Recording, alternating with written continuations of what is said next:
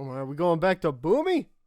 We open book 2 on the streets of Omashu, where Aang and the gang plan to find Boomy and recruit him to teach Aang earthbending. However, the Omashu they left is not the one they find when they return. Don't worry, Boomy. Aang and the gang are coming. Oh, hello. You guys are already here. Why am I on the ground? Where the fuck am I? Okay. Oh, cool. We can go buy a bending scroll. Come on. Whoa, whoa, whoa, whoa, whoa. Since when did those become 3,000? Alright, well that's good to know, I guess. I guess there's worse taxes in the Earth Kingdom. You know what's happening, Cabbage Guy. Yeah. Oh, he sounded real depressed that time. I almost feel bad. One of the locals informs Aang that he should be able to help him in reaching Boomy, but first needs Aang's help in retrieving a number of jewels stolen by street urchins. Aang sets off to recover the stolen jewels, but even breaking and entering doesn't tip him off to the shady man he's placed his trust in. Seems we may have walked into this one. Which is actually really unfortunate for them. I couldn't imagine being like, hey, let's trick some kids on the street so that we can, you know, capture them or whatever.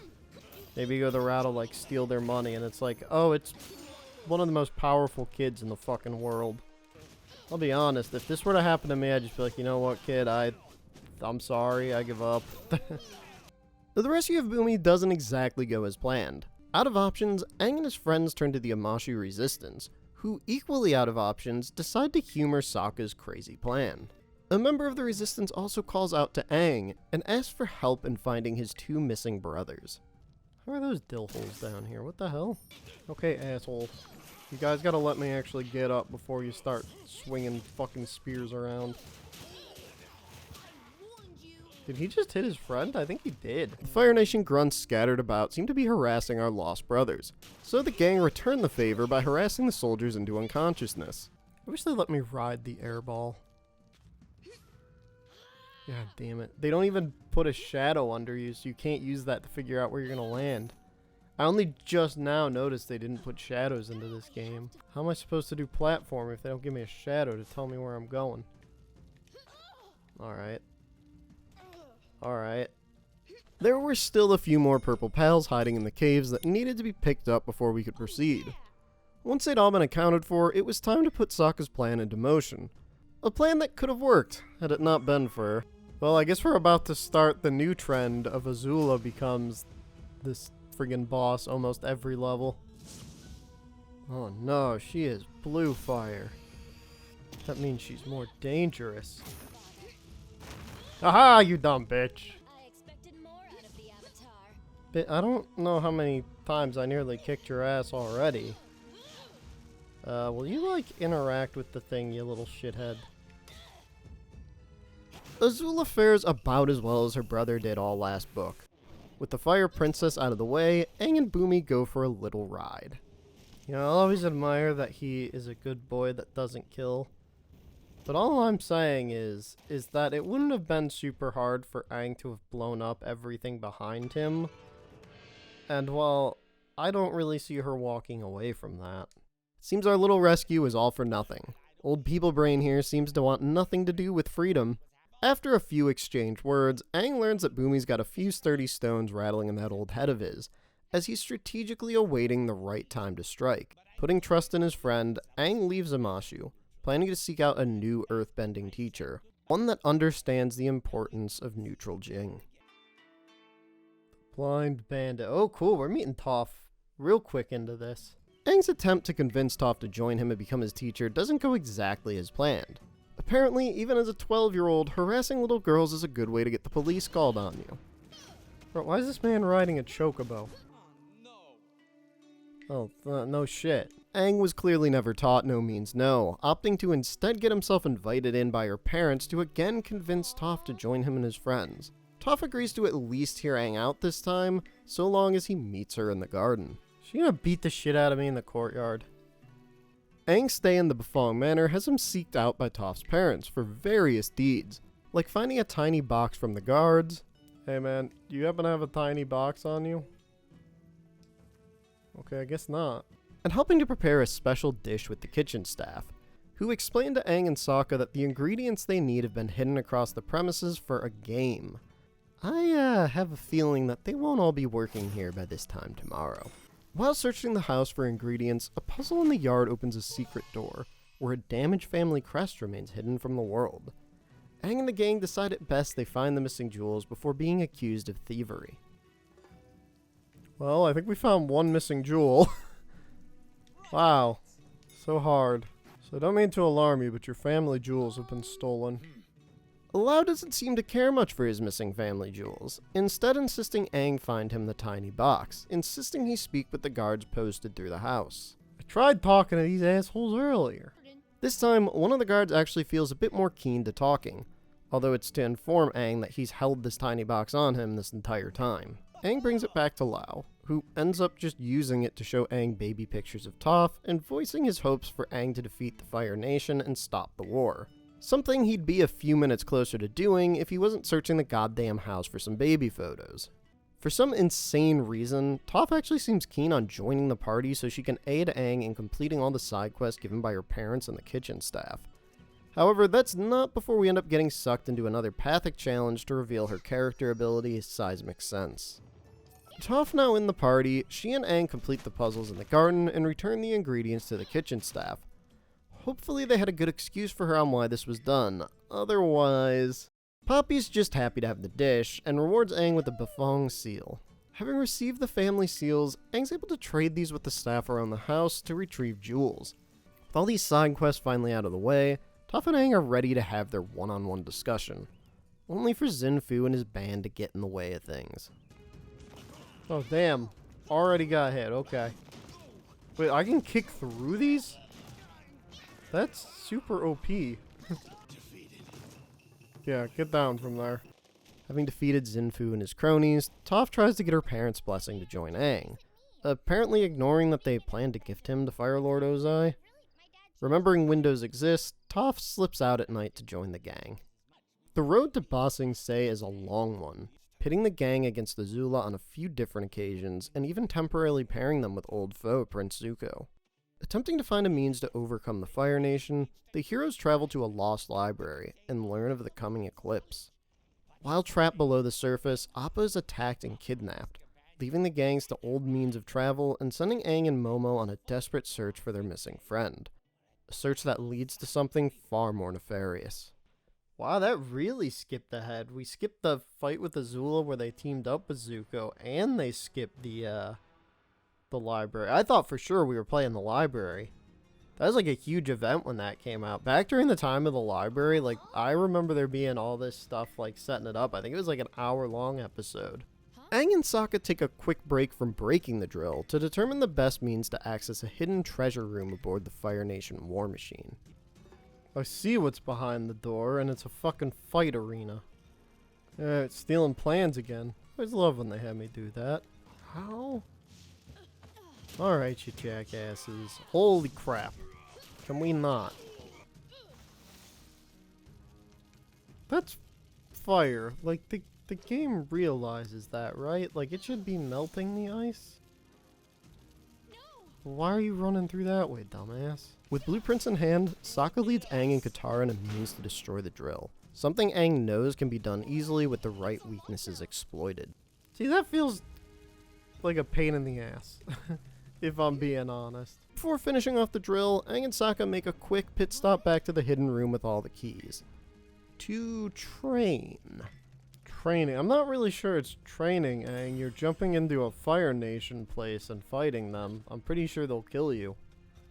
But yeah, you know, sure. Training, yeah. Definitely.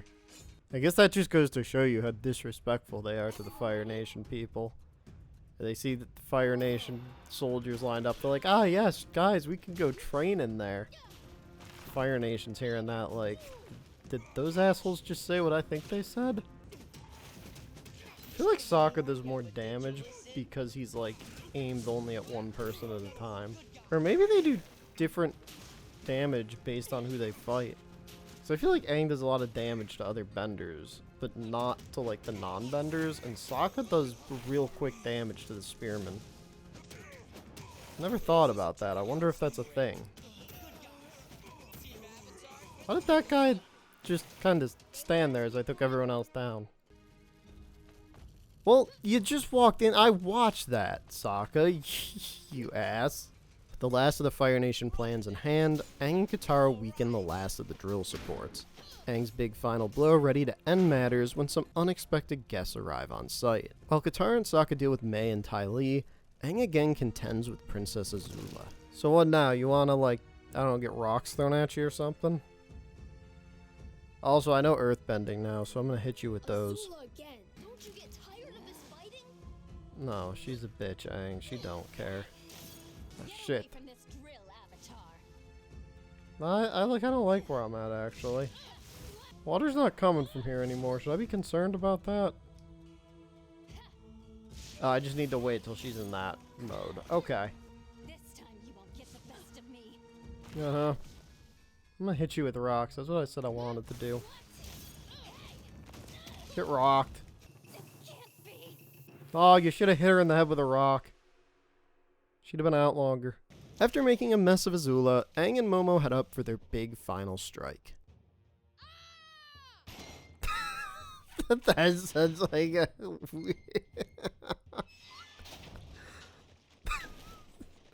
I love when video games try and take like the big like ferocious anime scream moments because they never do them justice, and it's always something like that. Always. The victory at the wall is a short-lived one, dampened as Aang and his friends learn that the city of Ba Sing Se does not believe there's a war happening. Nothing else to do, Aang falls back to his search for Appa. Is my boy Jet gonna show up? While searching the city for clues to Appa, Aang meets a young boy collecting flowers for his mother. Flower. That shitty little kid. There was a flower right next to him. He couldn't even pick that one up himself. It turns out our Momo race enthusiast from the Northern Water Temple wasn't alone in his interests, as Aang gets yet another request for a viewing of his race with Momo. I had a feeling it was going to be a Momo race because I saw him hiding in the grass. Very nice of Momo to follow the same path that I have to follow and not just be like, eh, that's for you to figure out. Also, I'm going to stop and pick up this flower because I can. I love you, Momo, but for the fast lemur I'm supposed to be racing, you're slow as shit. Alright, welcome to the finish line, Momo. At least one request is worthy of an avatar. If only this guard was willing to do his job as well, perhaps this wouldn't have been such a big issue. There may be no war in Ba Sing Se, but they have bandits. Sort of forgot Toph was with us for a second. I'm like, why does it sound like there's an 8-year-old girl in our party? I'm like, oh, I guess there technically is. Yo, somebody that's seen Appa. Where's my bison? It doesn't exactly seem like many villagers have actually seen Appa, but they all seem keen to help point Aang in the right direction. They tell me you can give me a ride. Is that true? I'm taking it at jumps. Yup. Alright, well, we'll work to collect some coins as we go. So we gotta collect at least 80. I think, because I know, like, they want you... Wait, the puddle kills you? What? Wait, what? Are you kidding? Is that... Really? Okay. We'll avoid those from now on. I didn't even think that was a thing. I wasn't trying to avoid them earlier. That's good to know. If I'm right about the 75 thing, we hit the 75. Otherwise, we didn't even have to hit that many. Oh, you wouldn't jump again, the fucking shithead. Having arrived at the beach, there's only one thing standing between Aang and Appa. An entire base of Dai Li. And between them, another one of these damn pathic challenges. With a little help from Toph, Aang and the gang are ready to take on the Dai Li and save their missing furry friend. She says it so aggressively, it's like she doesn't think I'm able to know that for myself. Seems the working relationship between Jodie and the Dai Li is deteriorated. I guess there's no firing in Ba Sing Se either, as they just went and locked her up. Freed by Aang, the only thing stopping her escape now is a missing purse. After aimlessly kicking rocks at the wall. I don't know what we just did, but it worked. The gang retrieves the purse and sends Jodie on her way to the surface. Well, that was a waste of time, really. Following their rampage through the Dai Li fighters, the gang finds they were too late to save Appa, meaning someone has to pay. Wow. Are you gonna send your minions after me all the damn time? Because you got nothing better to do. Oh, Toph's gone? What the hell? You made short work of these guys. Oh, shit. This man's an earthbending master. Alright, you need to fucking not spam me. There he goes. I had that one coming. Get in here. Damn straight I won. Sit your ass down. Long Feng and his Dai Li are willing to fight to the last man, something they have the numbers for, until a furry friend returns with a vengeance. Eat him! Appa makes short work of the Earthbenders, and Long Feng learns firsthand why you don't square up with an air bison. The whole gang now back together, Aang and his friends ride back to Ba Sing Se, where they plan an assault on the palace. The king will see reason, one way or another. The gang makes quick work of the Dai Li fighters guarding the palace, battling right up to the decorative doors separating them from their target. Of course. Why wouldn't we have to go find things to open doors? Well, they really showed us none of Zuko for this one. Here we go. I really kind of thought we would have seen more of him, considering how much of a role he actually played versus how much of a role they're showing him to have played. Aang's journey through the palace brings him to a doctor obsessed with relics and trinkets, as well as a devastated worker that's lost an important family pendant. Aang works to aid her in finding the pendant, even completing a task for Mr. Wei, who does fucking nothing in return.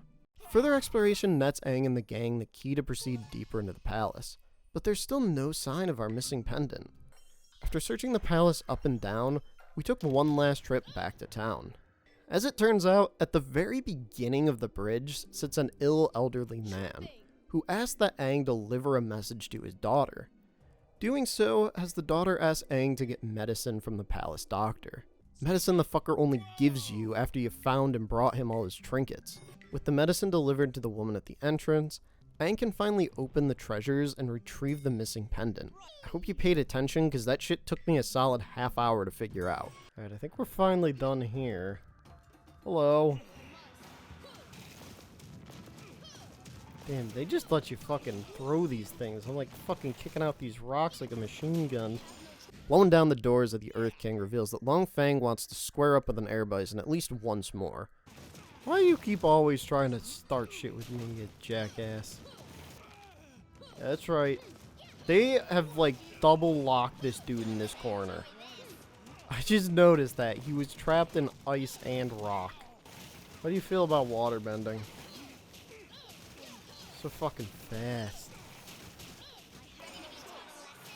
What, you guys are still coming? Go down already. Both the Earth King and Long Feng in tow, the gang brings the king to the destroyed Fire Nation drill. And like that, there is now a war in Ba Sing Se. I want him to stand trial for crimes against the Earth Kingdom. Yeah, behead him. Put him in the rock guillotine. Having won the battle against the Dai Li, Aang's finally set to travel out and meet with the Guru Pathik, the same bitch whose bending challenges have been plaguing us all goddamn game. Training is cut short when Aang begins to see visions of Katara in trouble, and returns to Ba Sing Se to rescue her. Meanwhile, Azula begins to make her move.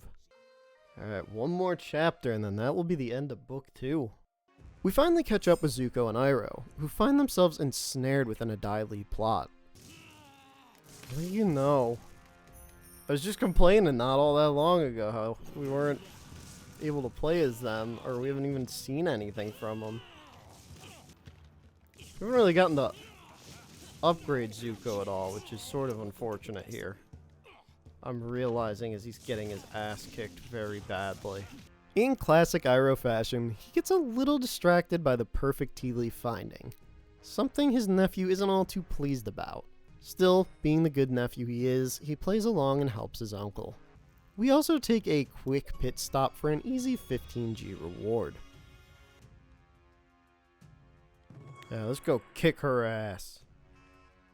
Of course, that's what I'd like to have happen, but somebody's a little bitch about it when the time comes. Worried about their loved ones, Aang and Iroh team up to find and rescue Katara and Zuko, traversing the tunnels and seeking out crystal keys they hope can lead them to their missing allies. Though the keys don't bring them to their friends, Aang and Iroh do manage to scrounge out a bit of treasure together. The makings of a brilliant friendship, if you ask me. Unfortunately, Pathik and his stupid fucking challenges show up to ruin everything. Just can never go one mission without one of these damn bastards. Completion of the Pathik challenge reunites Aang with Katara, Iroh leaving the pair to seek out Zuko himself. Wait, Aang, how did you lose so much health, you dipshit? I literally healed you in the save area. Back together, the pair make quick work of the Dai Li on their journey back to the surface. Fortunately, the same cannot be said for these damn Pathik challenges. Holy hell, why are these assholes putting 2 of these into one mission now? These things suck. Will you continue to listen to our foolish uncle, or rejoin the Fire Nation and regain your honor? Send to your uncle, you little shit. Oh, fuck you. Are you coming first? You wanted to get beat up that badly? Should have just moved. I don't know why I didn't. I know how your shithead moves work, asshole. God damn it, why you got so many? Ah, Zuko, you dummy. You're coming to your normal, your usual? Alright.